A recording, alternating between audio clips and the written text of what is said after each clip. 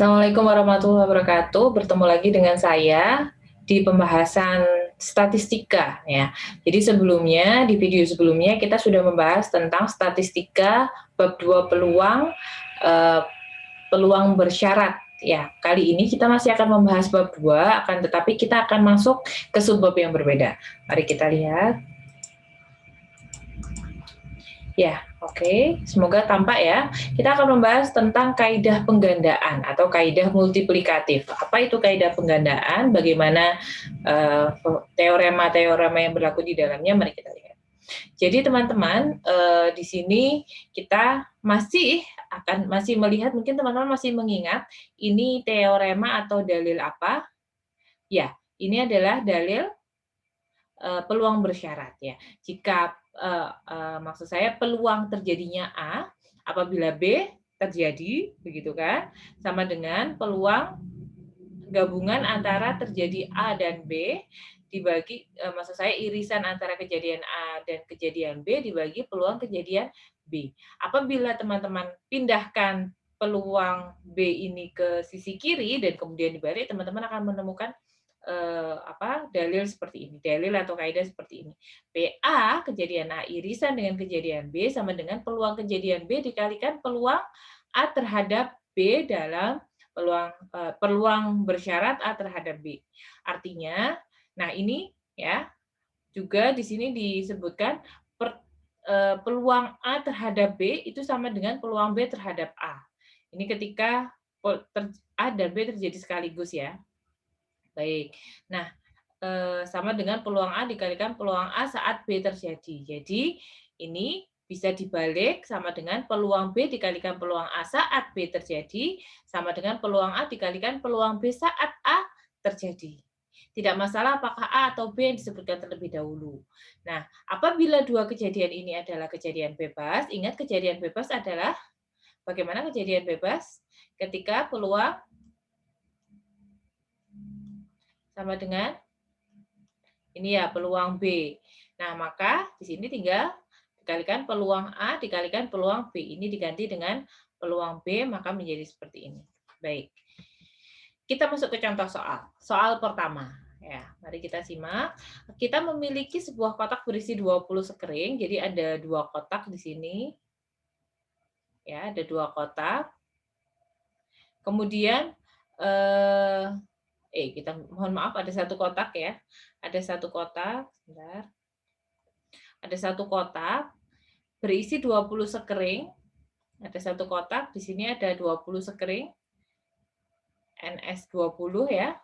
Kemudian di antara 20 itu 5 diantaranya rusak. Bila 2 sekering diambil secara asak dan tanpa pengembalian, berapa peluang sekering terambil keduanya rusak?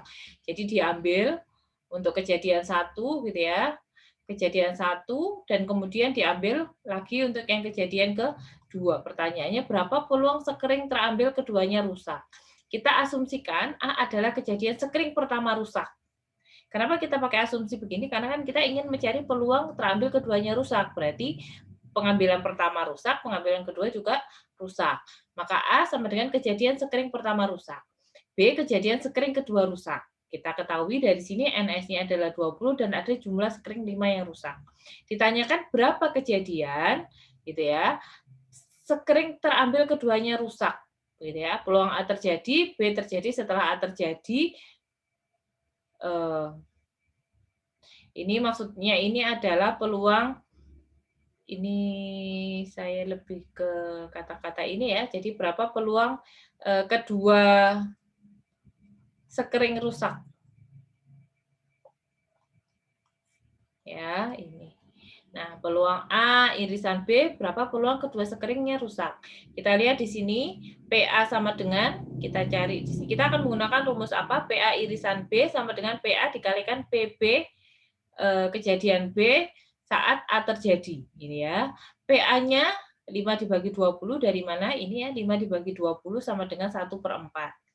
PB-nya kita tidak bisa bilang PB ya. Kenapa? Karena PBA ini artinya PB ketika A sudah terjadi, gitu ya. Karena mereka saling berkait, bukan saling bebas. Maka sama dengan ini kita bisa lihat awalnya kan 5 nih di dalam ini. Setelah diambil pertama tanpa dikembalikan, Artinya ketika pengambilan kedua, jumlah sekring rusaknya sudah tinggal 4, gitu kan. Sampel space-nya juga sudah tinggal 19, karena satu sekring sudah diambil tanpa dikembalikan. Maka di sini rumusnya tinggal dimasukkan saja. 1/4 dikalikan 4/19 sama dengan 1/19. Begini. Baik.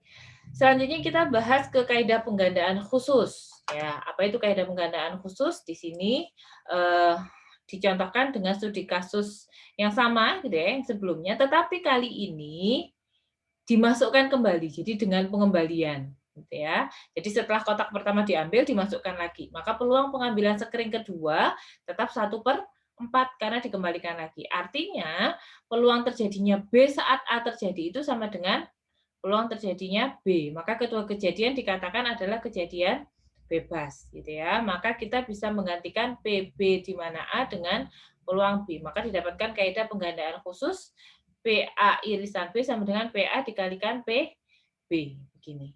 Ya, baik. Kita lanjutkan. Nah, contoh yang kedua, sebuah kantung berisi 4 kelereng putih dan 3 kelereng hitam.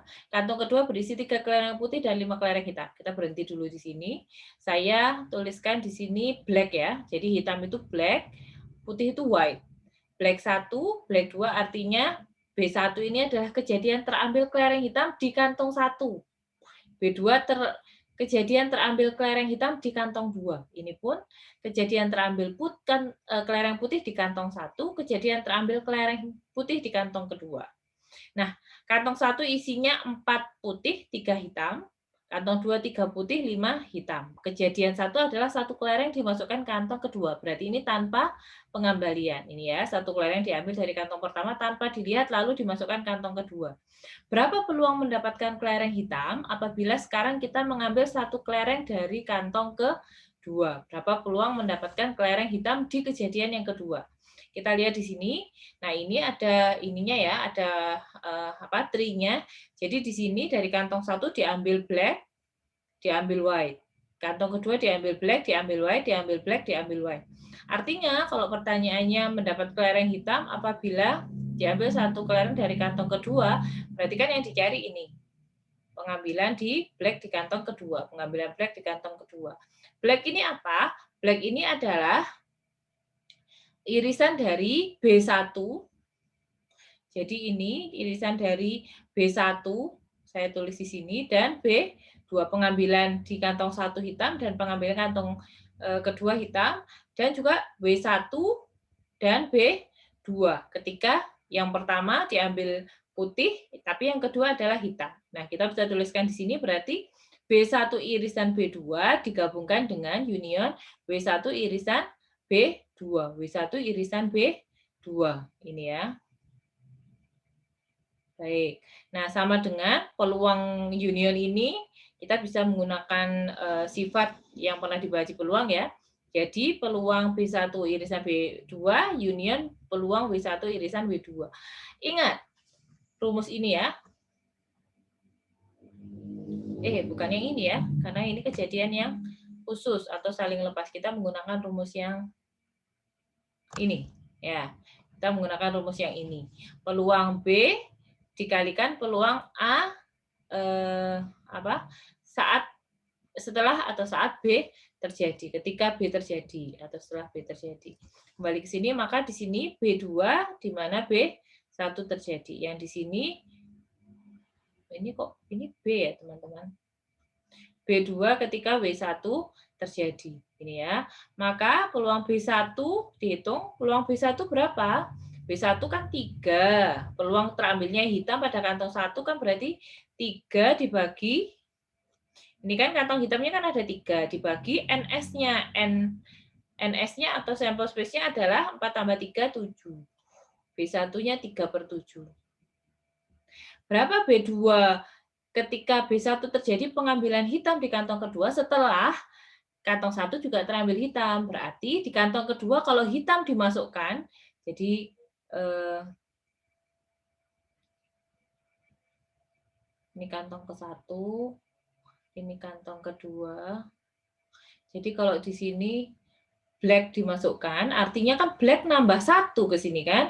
Yang awalnya di sini di kantong kedua black-nya ada 5, sekarang black-nya nambah 1 gitu kan. White-nya tetap tambah 3 ya. Berarti di sini 5 tambah 1 6. Berarti 6 dibagi 6 tambah 3 9. Nah, sekarang white-nya. White 1 kita lihat di sini peluang berapa berapa peluang terambilnya pada kantong pertama putih. Dilihat di sini. Kantong pertama ya, masih kantong pertama, putih kan 4. Berarti 4 dibagi total 7. Didapatkan berapa peluang terambilnya hitam pada kantong kedua setelah putih terambil pada kantong pertama. Nah, kita lihat di sini, kalau misalnya putih yang terambil, ini tadi kan hitam yang terambil. Semisalnya yang terambil adalah putih, ini kantong pertama, kantong kedua yang terambil adalah white atau putih, berarti di sini white-nya jadi berapa? Kan awalnya white-nya 3 nih, jadi 4. Black-nya berapa? Black-nya ya tetap kan 5. Maka di sini peluangnya adalah, apa ini? Karena peluang black kan, jadi peluang jumlah black-nya adalah 5 dibagi semestanya jadi 9. 8 tambah 1 berarti 5/9.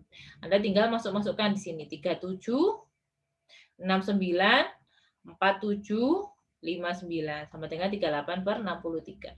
Atau Anda bisa pakai tri di sini ya, sama saja. Jadi B1 3/7 taruh sini. B2 3W 6B di sini B2-nya ini berarti hitungannya adalah peluang B2 ketika B1. Ini kurang lengkap ya gambarnya. Maka 6 dibagi 9 ini. Maka B1 berapa peluang terambilnya hitam di kantong 1 dan juga hitam di kantong kedua. Nah, ini bisa dihitung masing-masing. Tapi sebenarnya kalau dari pertanyaan kan kita cuma butuh jawaban ini aja. Baik, kita lanjutkan. Kalau tadi kaidah penggandaan khusus, sekarang kita masuk ke kaidah penggandaan umum, gitu ya. Nah, di sini teman-teman dari ini kaidah apa ini? Kaidah penggandaan. Kemudian yang ini kaidah penggandaan khusus, gitu ya. Dua kaidah di atas dapat digeneralisasi hingga mencakup sebuah kejadian dinyatakan dalam dalil penggandaan umum. Jadi kalau misalnya ini, ini berarti ada berapa kejadian ini? Ada 2 kejadian ya. Baik. Ini ada 2 kejadian di sini. Hanya sampai B2 seperti ini. Kalau yang ini ada 2 kejadian juga. Nah, bagaimana apabila kejadiannya itu berturut-turut ada banyak sampai K? Saya pengambilan ke-1, kemudian pengambilan ke-2, pengambilan ke-3, sampai pengambilan ke K. Bagaimana rumusnya? Rumusnya kita gunakan kaidah penggandaan umum. Jadi, peluang terjadinya kejadian A1 bersama dengan A2, A3 sampai AK sama dengan peluang A1, peluang terjadinya A1, ini cara bacanya begini, adalah peluang terjadinya A1 dikalikan peluang terjadinya A2 ketika atau setelah A1 terjadi, dikalikan peluang terjadinya A3 setelah kejadian A1 dan A2 terjadi, dikalikan peluang terjadinya AK setelah A1, A2 sampai AK terjadi. Begini. AK-1 ya ini ya, AK-1. Jika kejadiannya adalah bebas, kalau bebas kan berarti ini sama dengan A2 ya, PA2 ini sama dengan PA3. Maka tinggal seperti ini. Jadi tidak perlu di mana, tinggal langsung PA1, PA2, PA3. Nah, kok bisa seperti itu? Kok bisa rumusnya jadi begini? Bagaimana buktinya? Ini buktinya. Jadi, ini ya. Kan rumusnya begini. Yang rumusnya ini tadi ya, PA1 sama dengan PA1 dikalikan PA2 ketika terjadi A1, PA3 ketika terjadi A1 dan A2 sampai seterusnya. Buktinya adalah misalnya begini. Kita lihat di sini ya. Ini kita ambil yang ini. Ya, jadi PA1 dikalikan PA2 ketika A1, PA3 ketika terjadi A1 dan A2 itu sama dengan, ingat nggak rumusnya ini? Jadi ini kan PA1, tulis aja di sini PA1. Nah, ini dijabarkan menjadi ini. Saya kotak ya. Kok bisa? Karena PA2 ketika A1 terjadi, ingat bagaimana rumusnya? Saya kok miring nulisnya, nggak apa-apa ya. Rumusnya adalah P A1 irisan A2 dibagi, ini pakai ini multiplikatif ya, kaidah multiplikatif, dibagi P A1. Gini kan? Nah, ini ditaruh sini. Yang ini juga begitu, berarti PA1 irisan A2 irisan A3 dibagi PA1 irisan A2. Seperti ini terus, gitu ya. Nah, ini bisa dicoret. Kita lihat, ini bisa dicoret, ini ya, tulisannya cancels out, ini bisa dicoret, sampai nanti akan tersisa ini. Ya, hanya akan tersisa ini, yang tersisa ini ya. Oke, maka kita bisa simpulkan benar bahwa PA1 irisan A2 irisan sampai AN ini ya, sama dengan ini. Ya, jadi rumus ini bisa kita gunakan. Oke, ini saja pembuktiannya. Contoh yang ketiga, ada 3 kartu diambil berturut-turut tanpa pengembalian. Tentukan peluang bahwa kartu yang terambil pertama adalah As, kedua 10 atau Jack, ketiga lebih besar dari 3 tapi kurang dari 7. Kita asumsikan A1 adalah yang terambil As, A2 10 atau Jack, A3 lebih besar dari 3 tetapi kurang dari 7. Dijawab NA1 sama dengan 2. Gitu ya. As merah kan ada 2 nih, yang wajik sama yang waru ya. Nah, berarti peluang A1 sama dengan 2 dibagi 52. 52 ini adalah jumlah kartu. Gitu ya. NA2 sama dengan berapa NA2-nya? A2 kejadian yang terambil adalah 10 Jack. 10 ini totalnya ada 4. Jack ini totalnya juga ada 4 karena ada 4 jenis kartu kan. As, sekop, wajik, dan waru. Berarti masing-masing 4, totalnya 8. Berarti 8 dibagi 52. Tidak, karena sudah diambil 1 dan tanpa pengembalian. Berarti 8 dibagi 51. NA3 di sini. NA3 berarti kan 3, berarti ini kan 4, 5, 7. Dan masing-masing ini ada 4 jenis. Berarti dikalikan 4. 3 dikalikan 4. Kita lihat di sini ada 12.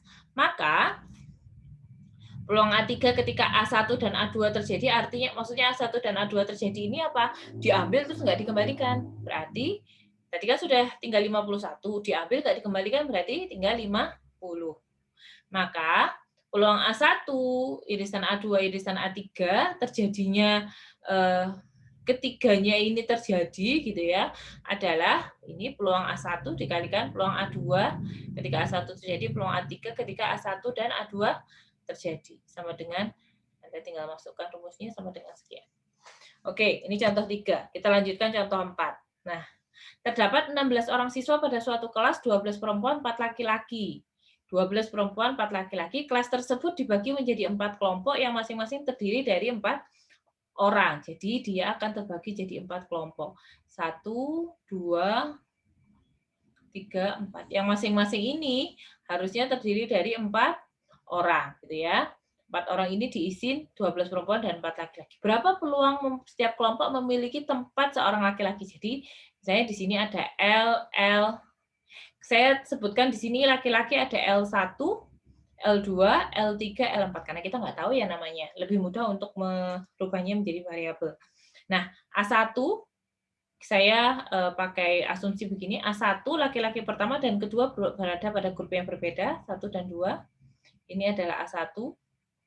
A2 laki-laki pertama, kedua, ketiga berada pada grup yang berbeda. Ketika 3 ini berada pada grup yang A4 ketika A3 ketika pertama, kedua, ketiga, dan keempat berada pada grup yang berbeda. Ya, baik ditanyakan. Yang ditanyakan adalah peluang A3 yang ini ya. Oke, kita masuk ke sini.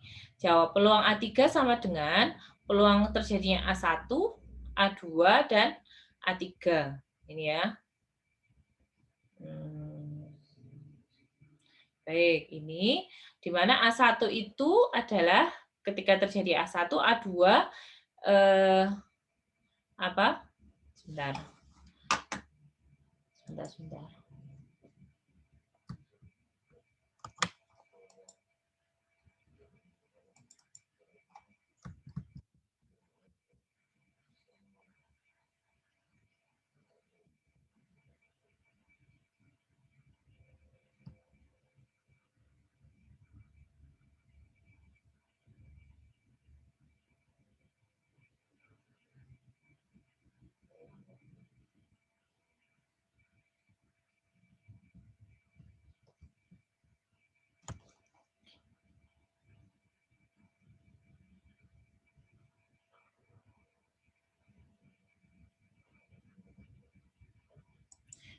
Baik, kita sebentar, ini ada yang saya mau ralat sedikit ya. Jadi yang ditanyakan ini sebenarnya kalau menurut saya bukan A3, tapi peluang terjadinya A1, A2, dan A3 ini.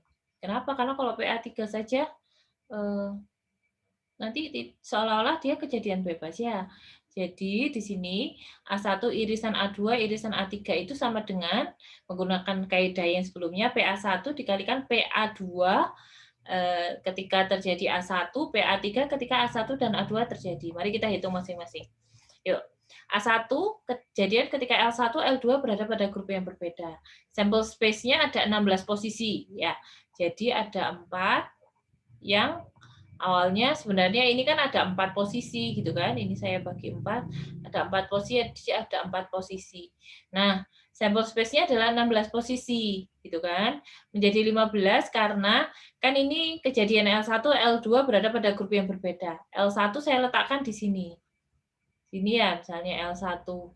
Maka posisinya menjadi tinggal 15 karena L1 sudah ditempati salah satu posisi sudah tempatnya L1, maka L2 hanya memiliki 15 tempat yang mungkin. Agar L2 berbeda kelompok dengan L1, jadi sampel space-nya nanti pembagiannya di sini di bawahnya ini adalah 15 bukan 16. Nah, agar L2 berbeda dengan kelompok yang L1, maka di sini yang atas ini peluang kejadian yang di atas ada berapa posisi? 16 posisi dikurangi supaya L2-nya ada di sini, berarti yang di atas ini 16 dikurangi 1, 2, 3, 4. Berarti posisi yang tersedia untuk L2 adalah berapa? Posisi yang tersedia untuk L2 adalah 16 dikurangi 4, karena kan kuota satu grup ini 4. Berarti sama dengan 12 dibagi 15. Ini ya. Peluang kejadian yang pertama. Nah, peluang kejadian kedua, di mana kejadian 1 sudah terjadi, gitu ya. Artinya apa? Kejadian 1 sudah terjadi ini dipertimbangkan dalam menentukan peluang kejadian yang kedua, karena mereka bukan kejadian yang saling bebas. Maka kejadian yang kedua, laki-laki pertama, kedua, dan ketiga berada pada grup yang berbeda. Kita lihat L1 dan L2 sudah menempati ya, salah satu posisi di dua grup. Maka sampel space-nya bukan lagi 15, karena L1, L2 sudah menempati, berarti 15 dikurangi 1, berarti berapa? 14. Karena L3 itu berarti yang sudah tersisa adalah 14, sama kayak pengambilan bola ya. Jadi kalau bolanya sudah diambil, berarti kan sisa